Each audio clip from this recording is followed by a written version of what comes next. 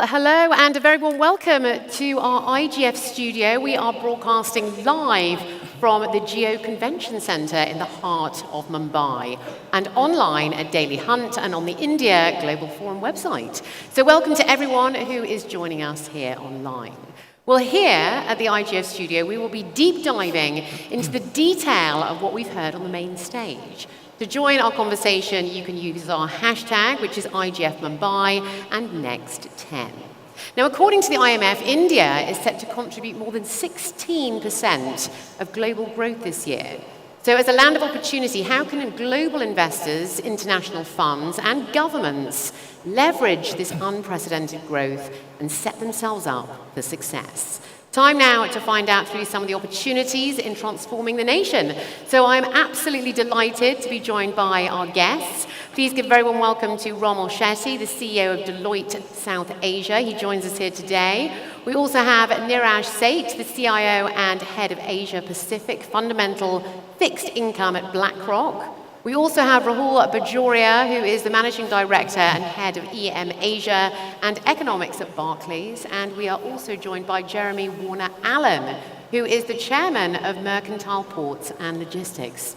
What an incredible start to the IGF studio. Thank you so much for joining us. Right, I wanted to start off with Romal. I thought we'd start off from a Deloitte perspective. Now, when you are having conversations with your clients, what are you telling them to become more attractive as investment candidates? Yeah, thanks, Laura. Really, two or three things that we talk to our clients a lot about. One is India has always been, Indian corporates have been master the art of faster, cheaper, better. But how do you really move up the value curve from an innovation perspective? I think so we're doing some fantastic things, but innovation at scale, just like probably how the government in terms of digital infrastructure has done in India. So really that is one thing that we talk about a lot. The second is really embracing AI. Again, AI in India has been largely used for productivity. Many people have adopted it, but more productivity, but not really in terms of creators of content. We're producers of talent, but we're not creating enough of talent. And I think that is important to change business models. No more about being productive, but it's really about changing business models. And the third aspect, which I think is India has come a long way, is really around trust and governance, to ensure that we sort of work more towards trust and governance. As more foreign investors, foreign partners come in, that is something that they're looking for. So those are three things that I would say.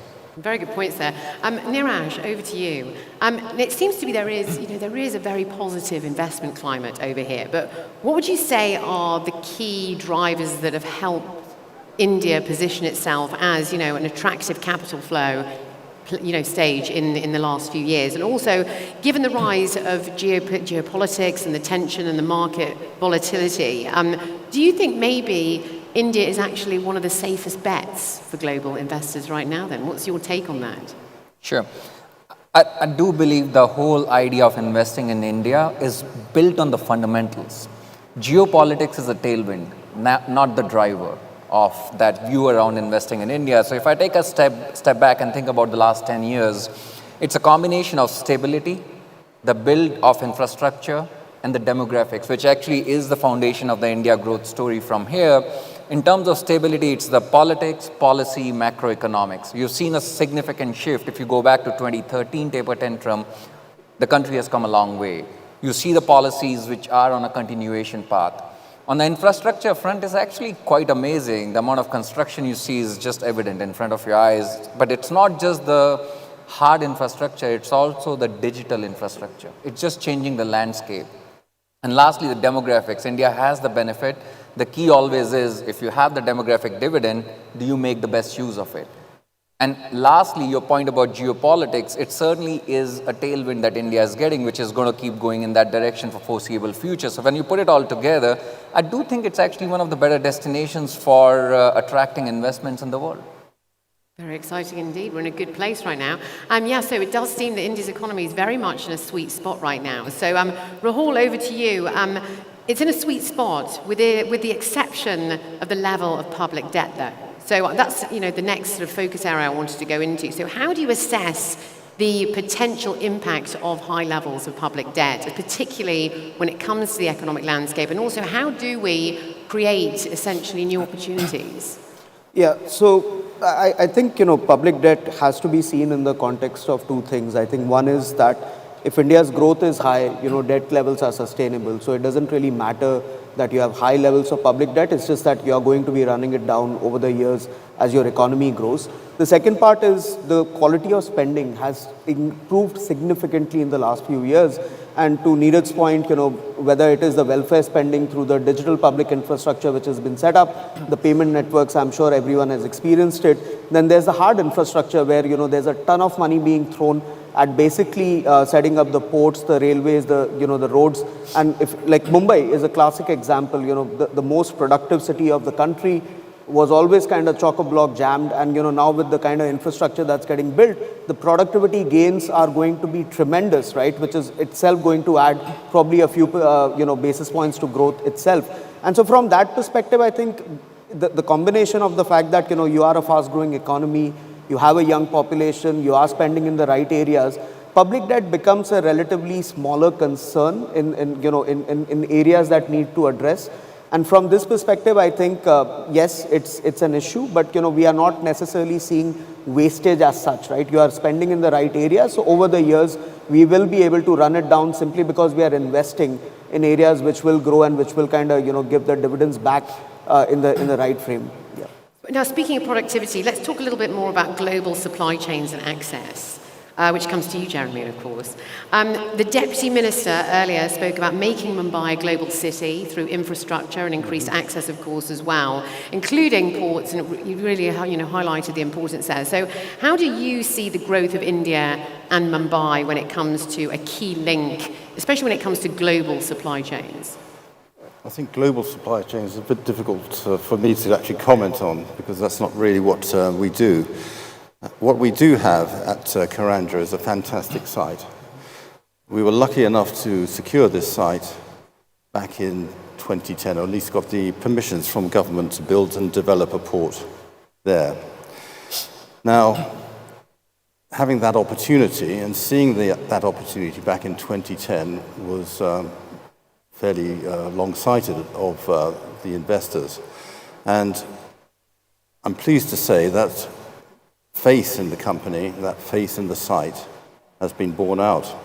We see ourselves as developing approximately 400 acres of land in Karanja, and from that we will be able to service all sorts of markets, both domestically and of course internationally. So what we did recognize at the time was that infrastructure within India, going back some 14 years, was woefully underinvested. And to that extent, this provided not only an opportunity, but also a social need to actually fulfill our task. So that is what we sort of looked at. Very, very interesting. And I know you have other projects, hopefully in the pipeline as well, that you're going to tell us a little bit about. Well, the project is still ongoing. We've had 2 years now of work. Our business has grown substantially in that time. It more than doubled last year, and it will probably more than double again this year. But that's just a fraction of what can be achieved from this site. There's many opportunities to expand it. There's not only just the expansion of it. We believe that we can develop the site in terms of enabling larger vessels to use our facility. We can provide all sorts of services to logistics suppliers. There's a massive need for import and export of fresh goods. That's another factor, which has not been really developed at all. And India has got great opportunity to export, we believe, and we think we will be well placed to actually help in that regard. Thank you so much. Back over to Romal. So what areas of the Indian economy do you feel still are a little bit, undervalued essentially, and need a bit more focus as areas for investment? Yeah, so maybe 2 or 3 areas, Laura. One is, of course, agriculture. India is a fairly large agriculture economy, And in some sense, India has the opportunity to be the food bowl for the world.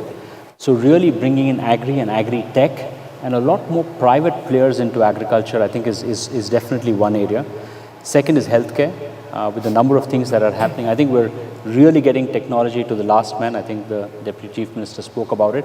But really investing at scale has still not happened in the healthcare. It's not been as lucrative, but it's something that we will see a more aging population.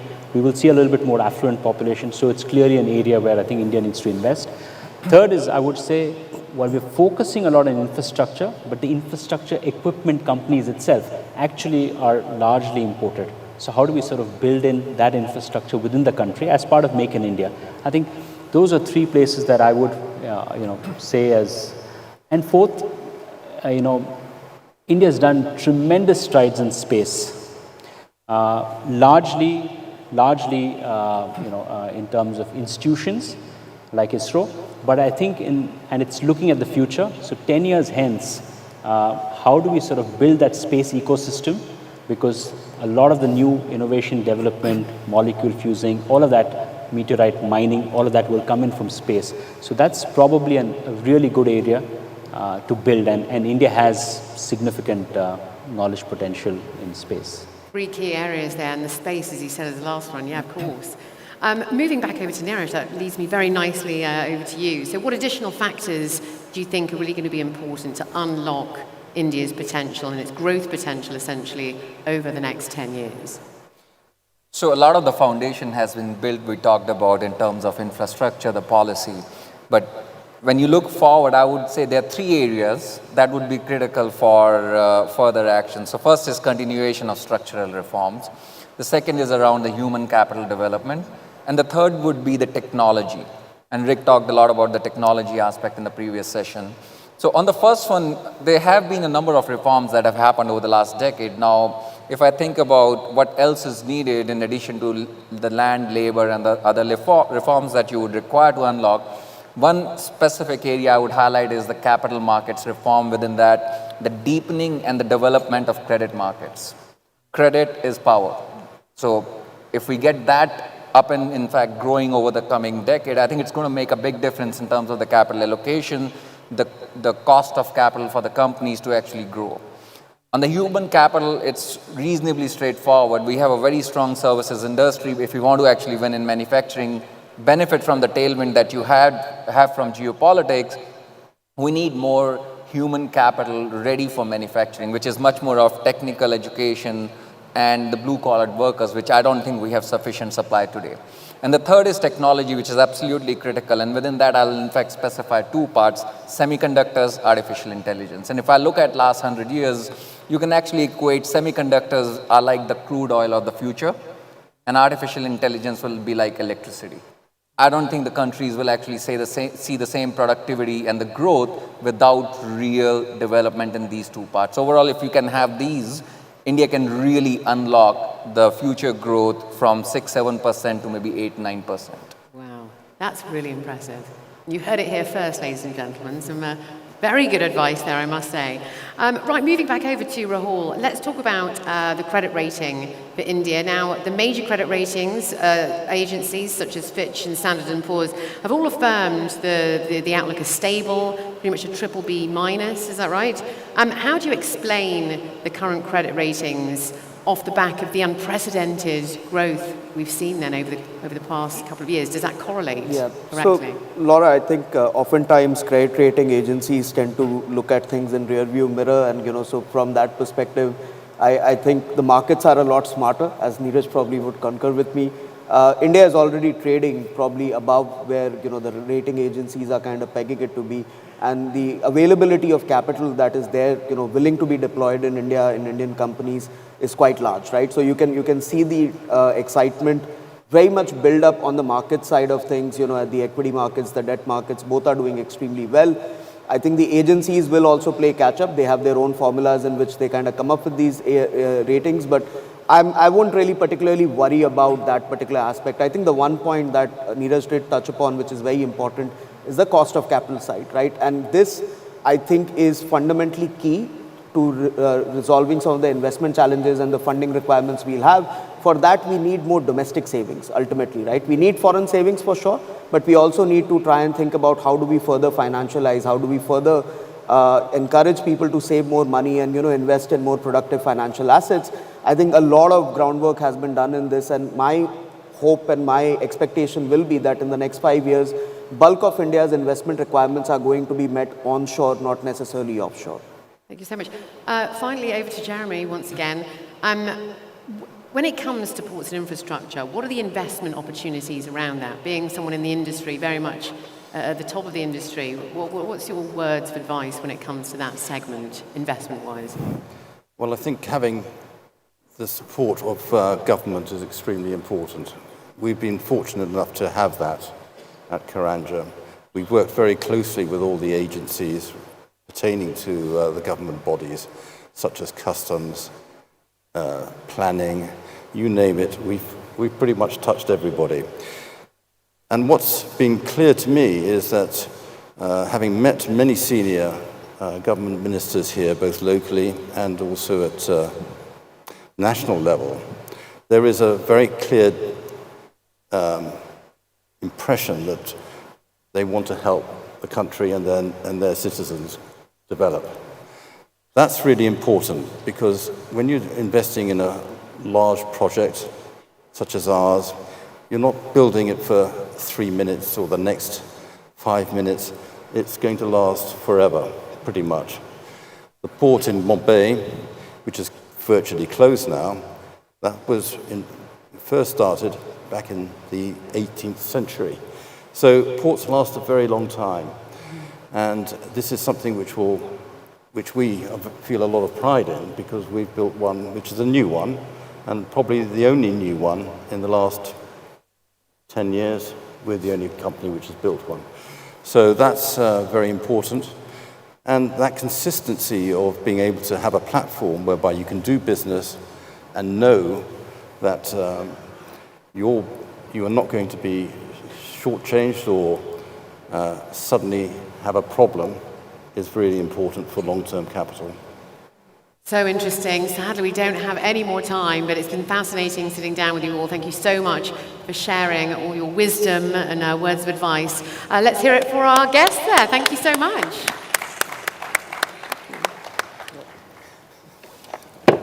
Thank you very much. Please do.